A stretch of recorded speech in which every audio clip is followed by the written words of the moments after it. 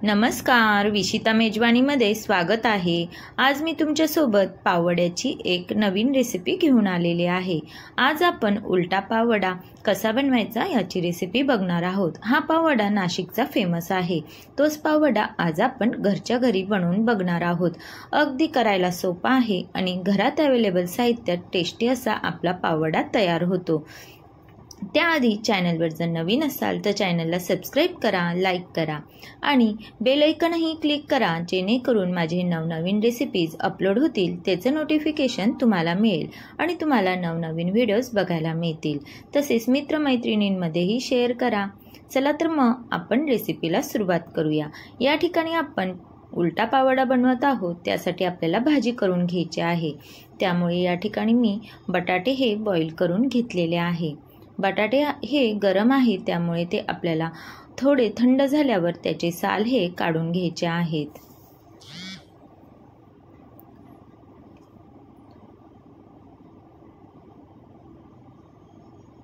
त्यानंतर आपण या ठिकाणी पाववड्यासाठी पीठ भिजवून घेणार आहोत। या ठिकाणी आपण सम्राटचं पीठ हे वापरत आहोत। लक्षात ठेवा, आपल्याला बेसन पीठ हे सम्राटचंच वापरायचं आहे। हे पीठ वापरल्याने आपले पाववडे अगदी बाहेर जसे मिळतात त्याचप्रमाणे तयार होतात, खायलाही खूप टेस्टी लागतात। त्यामुळे तुम्ही हा पाववडा बनवत असताना सम्राटचं पीठच जरूर वापरा। जवळजवळ 1 ते 1.5 वाटी मी पीठ घेतलेला आहे। त्यानंतर आपण या ठिकाणी ओवा घातलेला आहे आणि पाव चमचा हळद घातलेली आहे। हळद घालणं हे ऑप्शनल आहे। त्यानंतर आपण यामध्ये चवीनुसार मीठ घालून घेणार आहोत। व्यवस्थित असं मिक्स करून घेणार आहोत। त्यानंतर पाणी घालून आपल्याला हे पीठ भिजवून घ्यायचं आहे। पीठ हे आपल्याला जास्त घट्टही नाही आणि पातळही नाही अशा पद्धतीने भिजवायचं आहे। पीठ हे आपल्याला व्यवस्थित असं फेटून घ्यायचं आहे। पीठ हे तुम्ही जेवढं छान फेटाल तेवढं हे पीठ हलकं होतं आणि आपले पाववडे किंवा भजी जे काही तुम्ही बेसनचे पदार्थ बनवत आहोत ते अगदी खायला टेस्टी होतात आणि अगदी हलके होतात।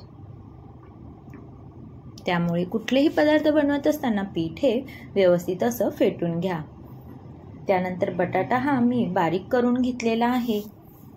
अगदी सिंपल आपल्याला बटाट्याची भाजी बनवायची आहे। चाकूच्या साहाय्याने मी बटाटा हा पूर्णपणे बारीक करत आहे। या ठिकाणी मी हिरवी मिरची, कोथिंबीर आणि जिरे मिक्सरला वाटून घेतलेले आहे। 1 चमचा तेल घालून घेतलेला आहे।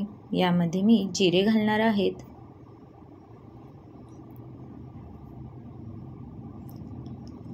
आणि हिरवी मिरची, कोथिंबीरचं वाटण घालून घ्यायचं आहे। तेलामध्ये व्यवस्थित परतवायचं आहे। त्यानंतर आपण यामध्ये पाव चमचा हळद घालून घेऊ आणि पाव चमचा धनाजिरा पावडर। या भाजीला तुम्ही हवं तर कांदाही कट करून घालू शकता। कांदा घालणं हे ऑप्शनल आहे। त्यानंतर बारीक मॅश केलेला बटाटा आपण यामध्ये घालून घेणार आहोत आणि चवीनुसार मीठ घालून घ्यायचं आहे आणि व्यवस्थित मिक्स करून घ्यायचं आहे।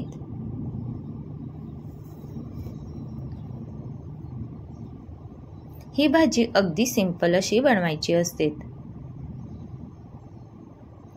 2 मिनिटं आपण झाकण ठेवून एक वाफ काढणार आहोत, जेणेकरून सर्व मीठ हे व्यवस्थित भाजीमध्ये मिक्स होईल।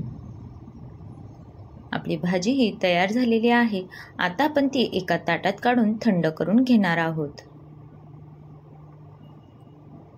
थंड झाल्यानंतर आपल्याला ही भाजी पावामध्ये भरून घ्यायची आहे। या ठिकाणी पाव घेतलेले आहेत। यामध्ये मी तुम्हाला 2 प्रकारे पावामध्ये भाजी कशी भरायची ते दाखवणार आहे।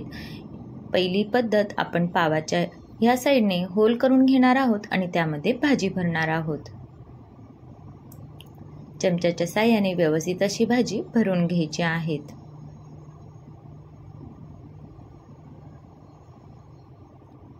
अशा पद्धतीने आपली पावात भाजी भरवून झालेली आहे।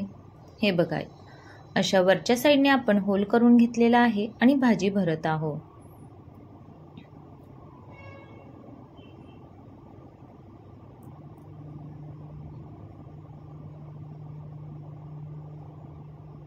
आता मी तुम्हाला दुसरी पद्धत दाखवणार आहे। उलटा पाववडा बनवत असताना आपल्याला पावाच्या खालच्या साईडने होल करायचा आहे आणि त्यामध्ये भाजी भरायची आहे।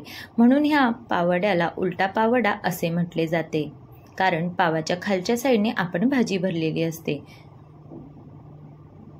अशा पद्धतीने होल करायचा आहे आणि भाजी भरायची आहेत। बघा, अशा पद्धतीने आपला अगदी घरच्या घरी उलटा पाववडा हा तयार होतो। त्यानंतर परत एकदा पीठ हे फेटून घ्यायचं आहे। आता यामध्ये आपण पाव हा व्यवस्थित असा घोळवून घेणार आहोत। पाववडा तळताना आपल्याला ज्या साईडने आपण भाजी भरलेली आहे ती बाजू ही वरतीच ठेवायची आहेत। बघा, भाजीची साईड ही मी वरच्या साईडने ठेवलेली आहे। व्यवस्थित असं पीठ आपण सगळीकडून पावाला लावून घेतलेलं आहे।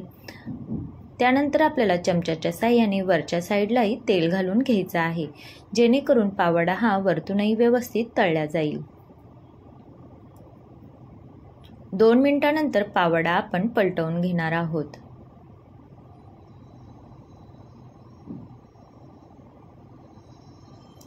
मस्त असा पाववडा आपला तयार झालेला आहे।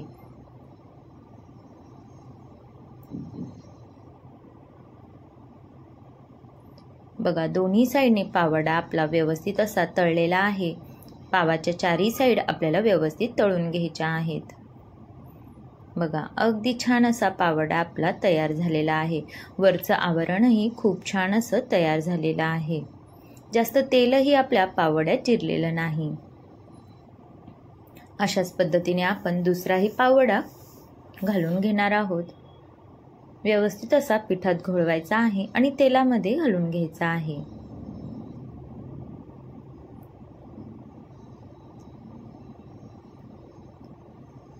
आता मी पाववडा तुम्हाला कट करून दाखवत आहे। भाजी ही पूर्णपणे पावामध्ये गेलेली आहे। बघा, किती छान असा पाववडा आपला तयार झालेला आहे। बघूनच खावीशी वाटणारी ही रेसिपी आहे। तर घरच्या घरी तुम्ही हा पाववडा नक्कीच बनवून बघा, तुम्हालाही खूप आवडेल। करायलाही सोपा आहे, तसेच पाववडा म्हटलं तर सर्वांनाच आवडतो। तर तुम्हाला रेसिपी कशी वाटली कमेंट्स करून नक्की सांगा।